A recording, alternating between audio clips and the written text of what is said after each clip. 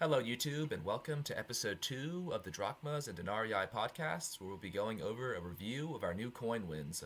I'm your host, Sam. My name is Sadie, and this format is really meant to highlight the fact that we're all collectors. We continuously buy new coins, and we figured it might be fun to briefly go over our new acquisitions, talk a little bit about the different types, the history, and the numismatics, of course. Yeah, exactly. So I think where you saw in episode 1, we kind of went over like a review of just a general auction and the targets, hammers, and what's going to be sold. This will be actual coins that we've won and that we've added to our collection. So starting us off, we're going to go to the number one target, my number one win of this week at Nomos. It's a really cool trachea of the Thessalonican Emperor Theodore Komnenos Dukas. And so I don't know how familiar you are with Byzantine history, but after the sack of 1204, the empire split into four different empires, kind of successor states, you could say. When the Crusaders destroyed the city, you had the Latin Empire, the Empire of Nicaea, Empire of Thessalonica, and Trebizond. And so each of these states claimed to be the true successor of Byzantium. In the end, the state of Nicaea won and retook the city, but this is kind of a short-lived, failed successor state. This emperor actually was powerful in his own day, but he got caught alive in battle, captured by the Bulgarians, and blinded. So this coin was minted shortly before he was killed and blinded. But it's a pretty interesting trachea of his. What stood out to me in this auction was the reverse. With trachees, you normally don't see this much detail. It's actually shocking to see, in my opinion. This full legend, you can see that there's letters going all around the die on the reverse. That's just almost never happens. With the nature of trachea dies, they were curved. So the Skiffé dies, you had two different dies coming together, and they had to have the exact same curvature in order to get a full strike. And this being ancient times, it was hard to get that exactitude. So oftentimes you would have mismatching dies with mismatching curvatures, and this would lead to an improper strike. And that's why so many trachees don't have full details. But it seems to be the case that this trachea does indeed have matching curvature because that reverse is just so magnificent. It's got just lovely details. So I was happy to add this to my collection, just to have a coin of this date in there. Yeah, definitely. And even as someone who is definitely on the outside of Byzantine numismatics, I can really tell that this is quite an exceptional trachea, and I think anyone watching will agree. Um, Yeah, I think could you? if you go out, exit to the Nomos page, you can see the hammer was 160, I believe, which I think once again is very fair. Talking about the general rarity, Thessalonican coins are hard to find compared to Trebizond, compared to the Latin state, compared to Nicaea. It's definitely the hardest to get. So starting off, I'd say if you had a coin of a mediocre strike, mediocre condition of Theodore, you might expect to pay $100, $150. So to get one of this condition at 160 was very surprising and a great win, I think, because with trachees you kind of have exponential prices. Once that grade starts to increase, once the strike gets better, people pay a lot more money for it, just because they're so hard to find. Yeah, sure. And I mean, there is this sort of tricky joke going around in the hobby. You know, like trachees are they're cookies. Yeah, They're very low value, which they but are for the most obviously, part, to be fair, yeah, because the majority of them are low value, low detail coins. sure, sure. But yeah, once Um, again, that just makes it stand out so much more with the detail. Yeah, is there a just reason for the amount of like die shift that you see on the obverse on many of these? I uh, usually see them like reverses are usually kind of clear strike, but the obverse is like almost always has some sort of die shift going on. Yeah, so I think part of that is I would kind of mention the curvature of the dies. If you had dies that weren't fully round, you might have a wobbling where one die kind of wobbles on top of the other, and that will lead to a double strike. That's one of the main theories behind it, but you're right, it's a prevalent error. And you can see on my coin, the obverse, with Jesus, he's actually got two heads on there because it's been double struck. Yeah. Now, whether that's two Yeah. strikes or a wobbling of one strike, it's hard to tell. But either way, that's very common. I feel like you're almost more likely to find a trachea with a double strike than you are to find one without. Sure. Yeah. Yeah, but just Super interesting stuff, really. Yeah. yeah, and for those curious, the legend translates to Theodore, like blessed by the holy Saint Demetrius. And so, just a depiction of the emperor in full garb holding a cross-tipped scepter, and the Anakexakakia, which was a paper scroll filled with ashes that would remind the emperor he was immortal. and that everything turns to dust in the end, so he shouldn't go power mad. Then the saint is depicted in Roman military garb, and he's holding a sword. Saint Demetrius, was he some sort of patron to? I see him depicted a lot on like royal issues. Yeah, he was very Uh, popular in this era. I forget his exact martyrdom, but he was killed, I think, in the 250s AD. Just an early Christian military saint killed for his beliefs, and that kind of became a powerful statement that was adopted by Christians later on. sure, sure. But yeah, Super interesting stuff. Yeah, yeah, cool win. If you want to go ahead and head on to your next win. definitely. So this is a coin that I saw at Roma, like a couple weeks back, and to the average viewer, this would be a sort of average, very mundane, sort of like cystophore that you see in the market all the time. They're very boring, right? And they probably assumed it was a Greek issue. Yeah, definitely. Seeing as there's a lot of wear too, I don't think many bidders would have paid this a lot of mind really. But actually, this is a very interesting issue of a niche field that I like to collect, called Pro Magisterial Sistophori.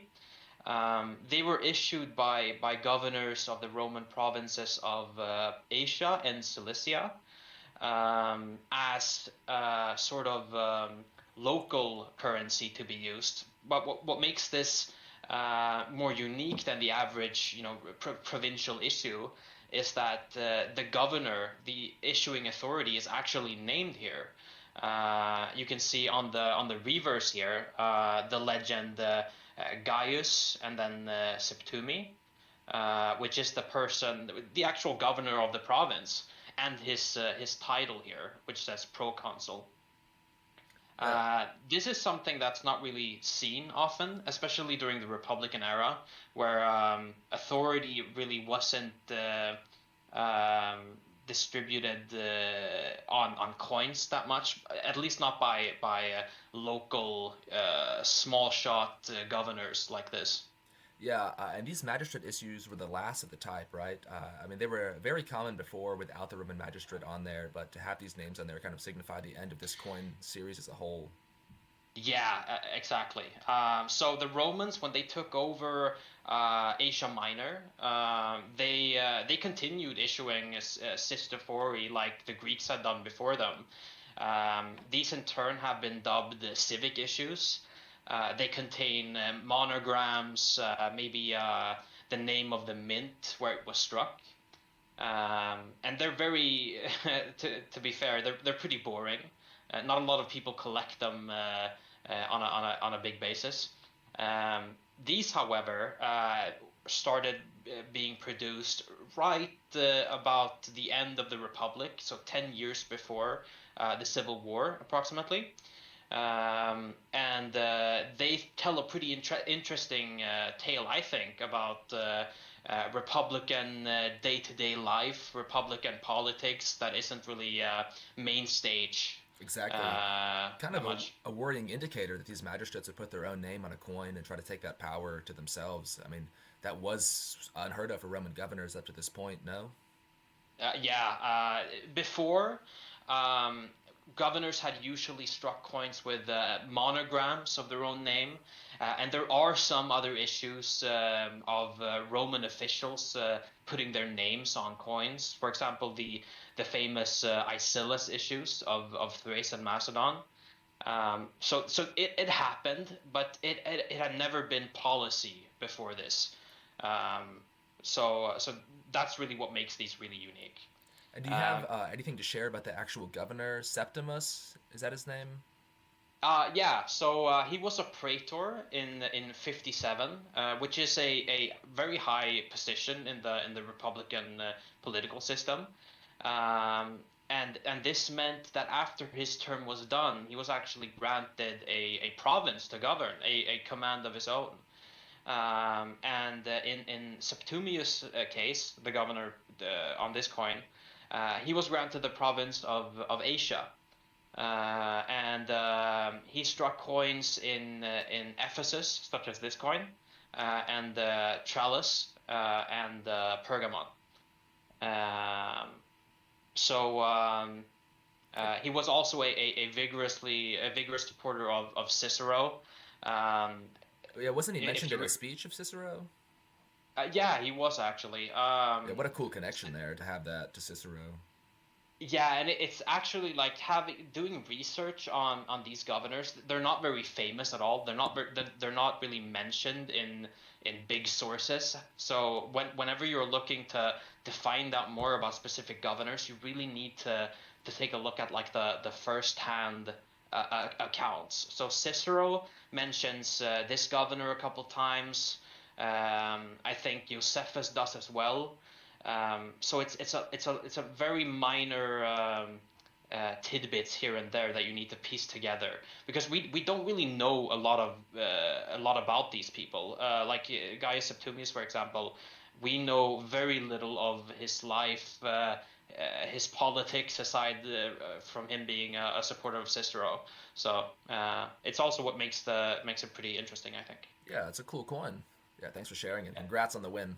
It's a good piece. definitely. I guess we can go and head on to the next target or next win.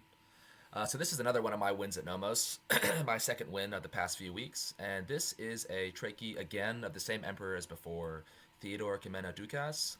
And this one is not as good of a condition as the previous one, but I bought it for mainly the reverse here. It's a cool issue. If you look at it, it's got pretty good details. The emperor is struck very well, and you've also got the Saint Michael next to him. And if you look above, you can see next to the emperor's head to the right, there's kind of a blob, for lack of a better word, and that's actually called the Manus Dei, and it's the hand of God coming down from the heavens to bless the emperor.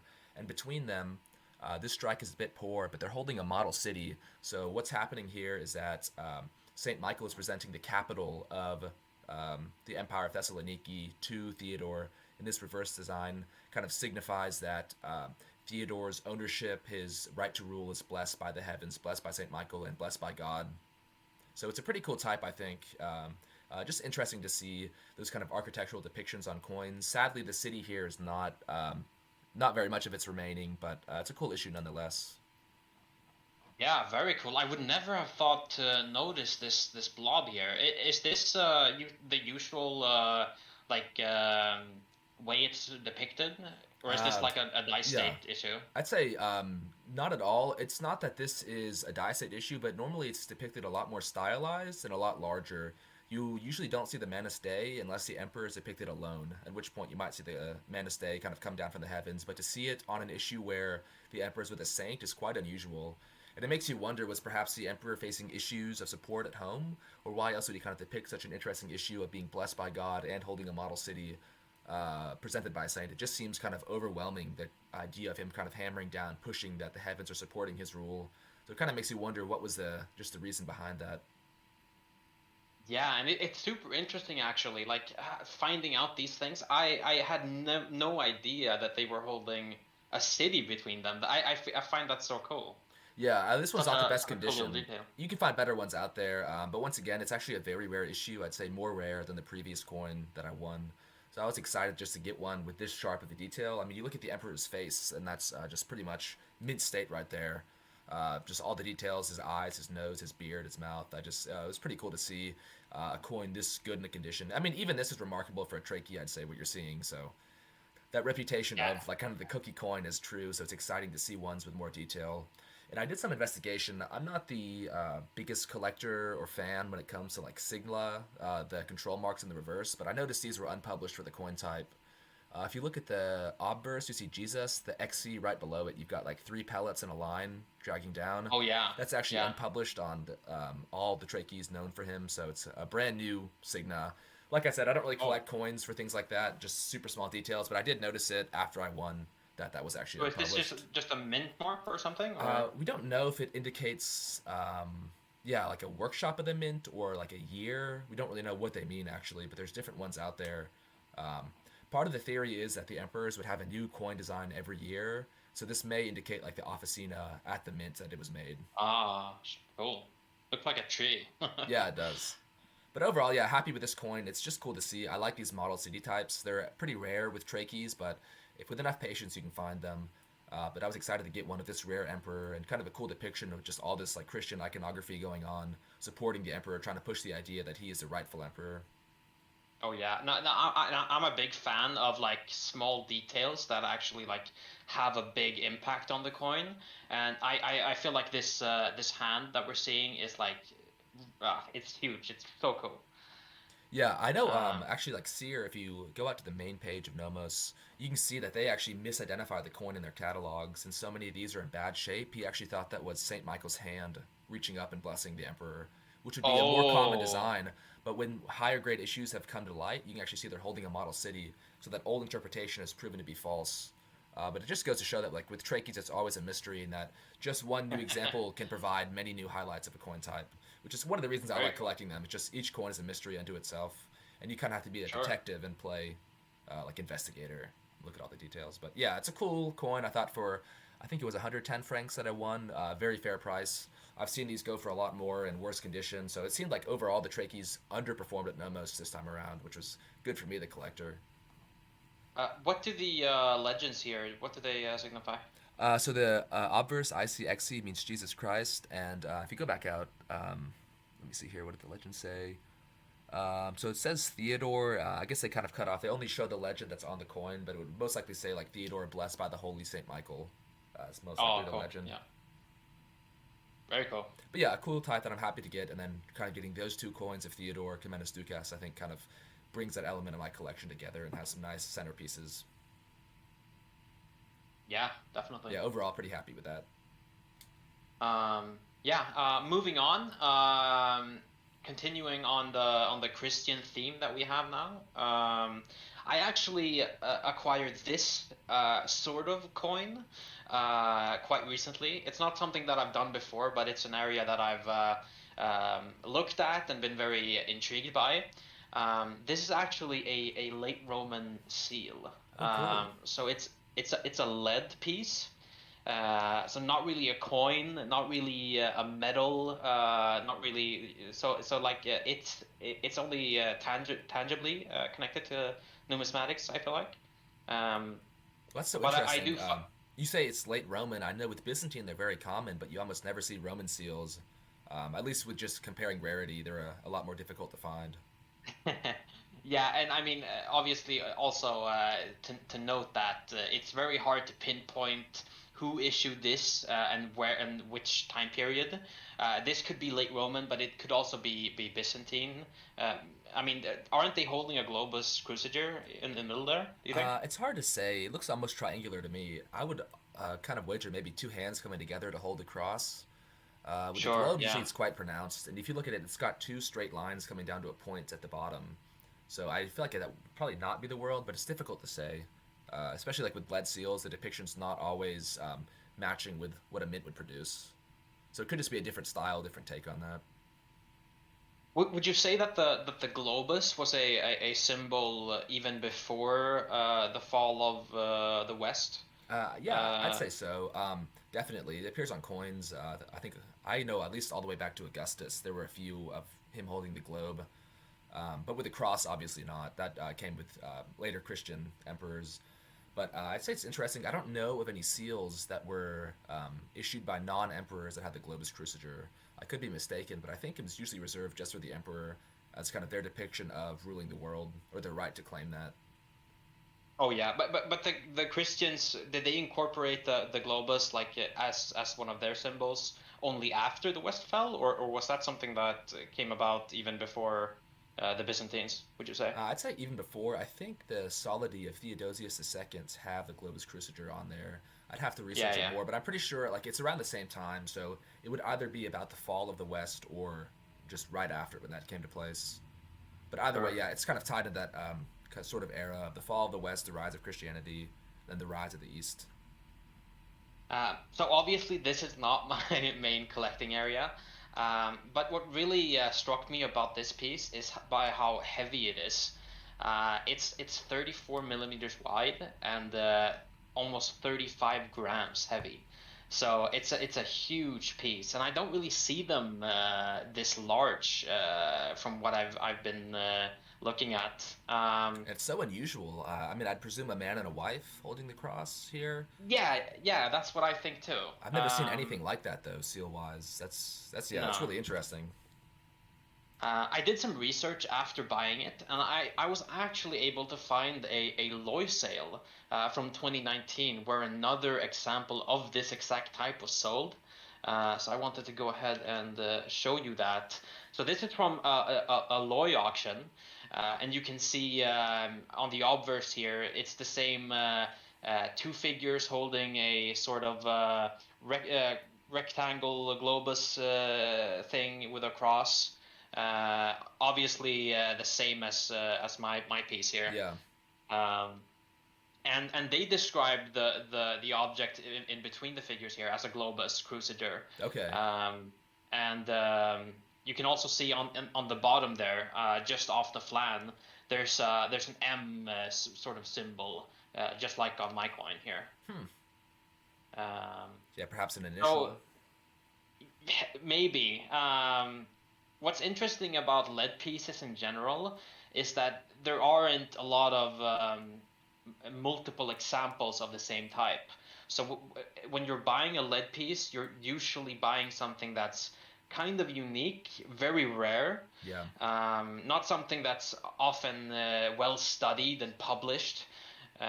So you're often gonna like find yourself with a piece that no one really has and that no one really knows anything about. Um, and I kind of imagine that the history of this piece specifically is probably lost to history. Yeah, but how cool! Kind of a mystery piece here, and you wonder. I just say like the Christianity, the element there of the cross is so interesting because that kind of calls into question the time period. The earlier you go, the more of an impact that has just on our understanding of Christianity in the late Roman world. Yeah, definitely. 'Cause I feel like stylistically, and maybe I'm not like a very authoritative person speaking about this, since I don't really collect late Roman stuff mostly, but it really looks like more like fourth century almost, third century, late century, stylistically to me. That's the initial Yeah, vibe that I'm getting. I think I'm that not getting this like very late medieval almost sort of feeling from this. I feel like the cross is playing a big impact here. You take that away, people would say like second century. I feel like second, third century style wise, but you put the cross on there, of course, it's going to automatically shift in people's opinion later on. But if that was removed style wise, you place that very early on, I would think. Yeah, definitely. Yeah, but what a cool piece! What a great buy! I think it's definitely Yeah. like a cool piece for your collection there. Wish I had bid on it. It was and that's also something that I like to note for anyone watching. Um, these are really cheap. If you're interested in buying something ancient and something unique, this is a great area to begin with. This coin, this seal, this thing that I bought, 35 grams almost. I bought it for 50 euros. So uh, keep that in mind. I must have missed it. All right, cool. Well, here's my last win that I'm going to be sharing. It is a Stavraton of John the Eighth, and so he was the second to last ruler of the Roman Empire, the Byzantine Empire, if you will. Same thing in my opinion. But the obverse here shows Jesus Christ with ICXC, that normal legend. It's highly stylized. So this would have been minted about 20 to 30 years before the fall of Constantinople. So at this point, the city was in ruins. There wasn't much wealth. There weren't many people left. So the dye workers weren't at the highest quality. Just the fall of the empires depicted through these coins. You can trace their style and how it degrades over time, which is quite cool. And ultimately, one more emperor came after John the Eighth. That's Constantine the 11th, the last emperor of Byzantium, and his coins are even more crude. So it's a fun issue where you can just kind of tell as the well-being of the empire declines, so too does the artistry on the coins. Like I was saying, the obverse shows Jesus and the reverse shows John, the emperor, crowned. And the legend here, uh, I can't read Greek, but I went ahead and put the legend up there. I can't pronounce it, but I thought it was pretty cool to see. This translates to Despot John the Paleologan, Emperor of the Romans by the grace of God. And so it's interesting too how, in pretty much from the middle to late Byzantine Empire onwards, the word despot is used interchangeably on coins with emperor. So here, the coin refers to the emperor as despot and emperor. But if you go to the earlier tracheae I showed, you don't need to pull them up, but they all refer to the emperor as despot. But it's inferred from that that despot means emperor. So just a cool, interesting tidbit on how titles were kind of flexible in the era, and that there were despots who were only a despot, which meant that you were subservient to the emperor, kind of a second-class ruler. But the emperors also refer to themselves as despot, but they meant that they were an emperor. So you kind of have to understand that title within the context of the issuer to fully appreciate it.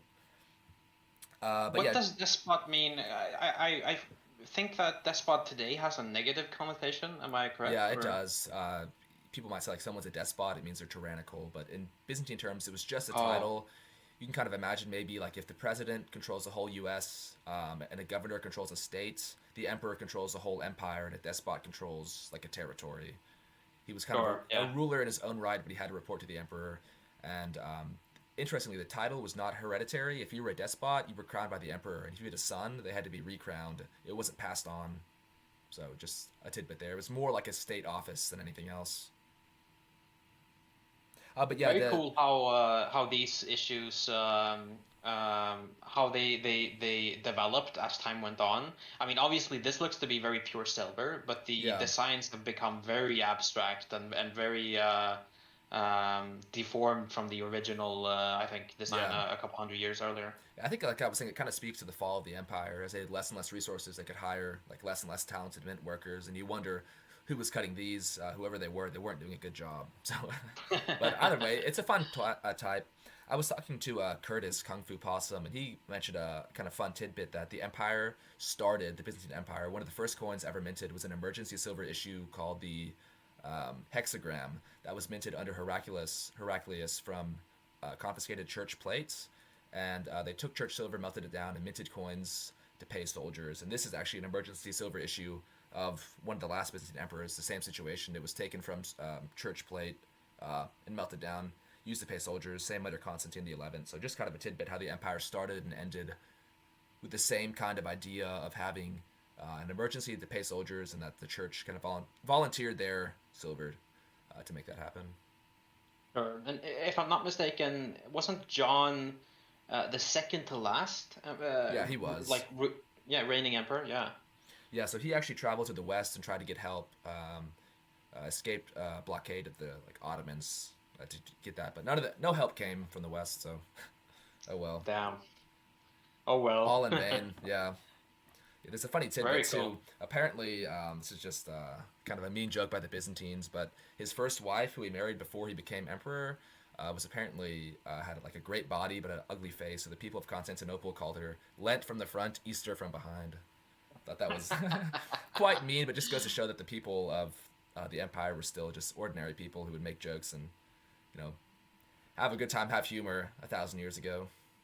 Exactly. Very fun. Yeah, so that's this coin. Yeah, happy to Yeah. win it. Would you say that this is like a prevailing sort of sub collection of yours, like the very latest Byzantine issues? I would say I want it to be. It's been kind of hard to find some at a good price. I think in this market, the Stavraton coins have actually increased a lot in value. So maybe 2 to 3 years ago, you could buy them no problem for like $200, $300, but now they've gone up to like $400 or $500. So I got this on eBay very luckily for about 100. So I was super happy to get that, a great deal. But we'll see if it becomes a sub collection. If I can get more deals like that, certainly. But if not, I'll just have to keep waiting. Yeah, because I can imagine the issues of Constantine after this. Huge They're premium. they're yeah, huge premium now. They were Yeah. not only minted in a lot fewer numbers, but obviously he's the last emperor, so there's a huge demand. I think this is a full silver Stavraton. Like I said, I got it for $100. If I were to buy one of Constantine the 11th, it would cost me $30,000-$40,000 to win. Wow. Yeah, so there's Okay. there's a huge premium. Yeah. I think there's about 90 examples known total in all coin denominations, so it's very rare. And anyone who likes the empire wants a coin. He went down fighting with the city. It's siege coinage minted during the 1453 attack. So I mean, you really can't get more connected to an event than that. No, no, definitely not. Yeah, overall a cool Uh, type. Happy to finally have one for my collection. yeah, really cool. All right. Moving on again. This is another Sistafor. It belongs to the same series that I showed previously. Um, but this was issued by another governor, actually, one of Septimius's successors to the province of Asia. Cool. Um, Can I you zoom thought I in a could bit? go. Oh, sorry, just if you could zoom in a bit. I'm sorry. If you could Yeah, zoom yeah, in, yes. definitely. So just, yeah, there we go. Yeah. Thanks. I thought I could go over a little bit about the different sections of the coin, because obviously there's not a lot of happening on the obverse here, but on the reverse there's a lot of action. On the top here, we can see the name of the issuing governor, which in this case is a man called Gaius Pulcher. The Greek engraver, the man who engraved the die for this coin, he was probably not a Latin speaker, so he's actually misspelled the governor's name here, That's cool. spelling it Puller instead of Polcher. There's supposed to be a C in here.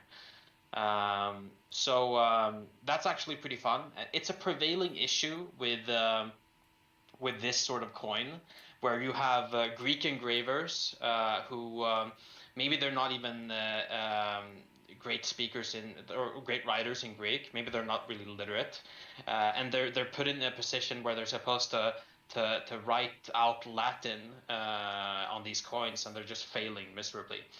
Um, that was definitely a feature that I really wanted, and it's something that drew me to this coin.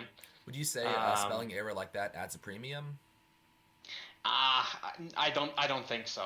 Okay. No. There's a very small niche of collectors who buy these, and even though this is an interesting aspect, most people are just there for the aesthetic appeal. I feel like so. So, as a collector, would you want to collect all the variations, so have a correctly spelled name incorrectly? Would that be considered Yeah, like part of your set in the end? definitely. Okay, cool. And that's something that I would like to assemble in the future. You know, have like a because there are like 3 or 4 spelling variations that I know of from this particular type. So like having a typeset of those coins would be very interesting to display, I feel like. Yeah, definitely. And so I see a lot Uh, of titles on here. What does all the text on the reverse mean? So I see like Pulcher, Proconsul, but there's a TPA and a legend here at the bottom too. Would you mind yeah, so explaining those? definitely. So what's also make these coins pretty interesting is that they're actually bilingual. They have legend in Latin, but also in Greek. So what you're seeing here to the left is actually the name of the mint where this coin was produced. So the TPA stands for Tralles, which is a mint in Asia Minor. Um, and here below this, we have the name of the presiding magistrate. This is the man who would be in charge of the mint in the name of the governor. And on this coin, his name is Aristocles. Um, and he would put his name. They would serve around 6 months a term. Okay. So imagine a governor getting a command of a province for maybe 1 or 2 years. He has maybe 4 different mint magistrates during that command, during that governorship, really. Um, so it creates a lot of different types, a lot of different magistrates that you can collect. And for me, it also makes it much more fun because there's so much variation in the different coins. Yeah, Um, definitely. And so I see two. so, Go ahead. sorry, a lot of the magistrates they use their own symbols. So on with this magistrate and with this type, he chose to incorporate a raised hand holding what is it? Sorry, an olive branch, right? Obviously, as a gesture of peace, of cooperation. And what I find really interesting about this is that this is a symbol that has been used by the Romans uh, toward the Greeks during their earlier occupations as a way to show them that their goodwill, basically. And I find it really interesting that Aristocles decided to incorporate that in his coins. Yeah, definitely. And I see too. I know it's somewhat of a problem with the series, but the obverse being weakly struck. Could you talk about that and the kind of use of dies and how they would maybe favor the reverse over the obverse here? Yeah, so obviously the usual cystophore is very basic. On the obverse, you'd see a cysta mystica with usually a snake crawling out of the chest. So what the governors chose to do here, evidently, is that they decided to produce less obverse dice and then just focus all their effort on the reverse. So, for example, of this specific type, uh, we know of only three obverse dice for the entire series, um, which tells you a lot about how the mint workers decided to approach producing these coins. They struck perhaps like um, obviously like tens of thousands of these, but never decided to re-engrave and make new obverse dice. So on this coin, they've used the obverse die to such a point where it's barely even recognizable what the design is supposed to be. Yeah, but it's a cool coin nonetheless, and kind of speaks maybe to like the valuation given to the governor and their importance in this series. That the coin was more about their name and getting their image out versus the obverse, where at that point it was more just of a side note. Yeah, definitely. I find it really intriguing, and we don't really have an answer as to why. And as you say, that could definitely be the reason. But I would feel like if I were a governor, I would probably want to produce an aesthetically pleasing coin, not just on one side, on both maybe. But that's just maybe that's just me. Hmm. Yeah, well, either way, what a cool win. Yeah, I think we got definitely. some good pieces this week, or past couple of weeks that'll help boost our collections. Well, I think that'll be it for this week in our coin wins. But let us know down below what you all think of today's coins and our episode, and make sure to subscribe and like and share it with all your friends.